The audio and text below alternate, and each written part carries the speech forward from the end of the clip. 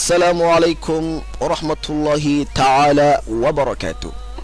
أصحابتا كحيران شنالكا سيدا أكاديمي وحان إذن لنا هاي جمعة وناكسن قلب وناكسن مالي وناكسن صبح وناكسن قف ولبا وقتي أي أتهي أيان كسلامينا هدو الله يدمو إن إنت أن عشر كأن قدها أقلن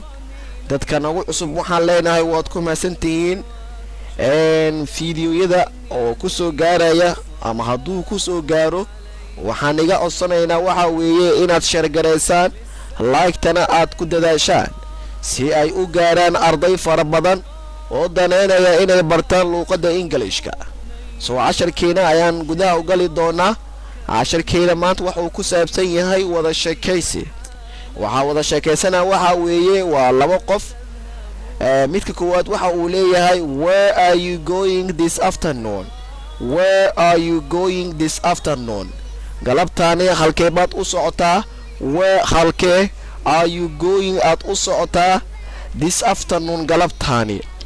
waxa uu leeyahay marka qofka oo la sheekaysanaya ama wada sheekaysiga la sameeynaya qofka oo su'aasha weydiinaya ayaa waxa uu leeyahay this afternoon galabtaani I'm going to visit Usman galabtaani waxaan doonayaa inaan booqdo Usman this afternoon galabtaani I'm going waxaan doonayaa ama u socdaa ama aadaya ama doonayaa inaan booqdo Usman erayga visit waa booqasho weeye soo marka qofka xiga waxa uu leeyahay marka who is the Usman waa kuma Usman who is the Usman waa kuma Usman you want to visit oo aad doonaysid inaad booqato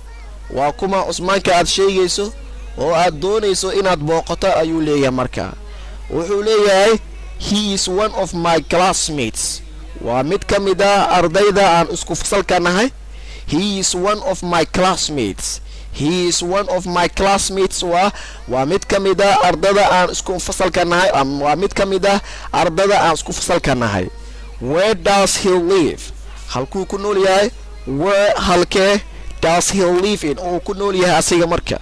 waxa uu leeyahay he live in Mogadishu asiga waxa uu ku nool yahay Mogadishu waxa uu ku nool yahay Mogadishu where do you want to visit him halkee doonaysaa inaad ku booqato halkee do you want aad doonaysaa to visit him inaad ku booqato asiga waxa uu leeyahay marka now hadda he is in hospital asiga waxa uu ku jiraa isbitaalka ayuu ku jiraa now he is in a hospital waxa uu ku jiraa isbitaalka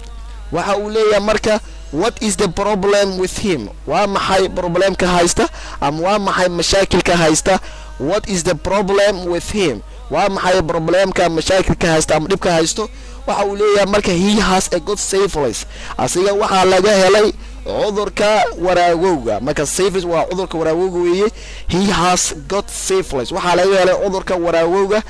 okay are you going by car baabuur miyaad raacaysaa ama baabuur miyaad ku aadaysaa wii marka are you going by car baabuur miyaad ku raacaysaa ama baabuur miyaad ku aadaysaa waxa uu leeyahay yes I'm going waxaan ku aadayaa by taxi waxaan ku aadayaa taxi ama waxaan raacayaa taxi ayuu leeyahay marka hal mar ayaan ku soo celinayaa si aad u fahantaan hadduu alidmo conversation waa wada sheekaysi where are you going this afternoon halkee are you going this afternoon aad u socotaa galabtaani this afternoon galabtaani I am going waxaan u socdaa to visit Usman inaan booqdo Usman who is the Usman waa kuma Usman you want to visit oo aad doonaysid inaad booqato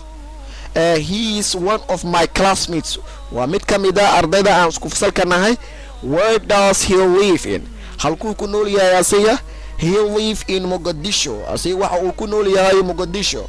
where do you want to visit him halkee doonaysaa inaad ku booqato asiga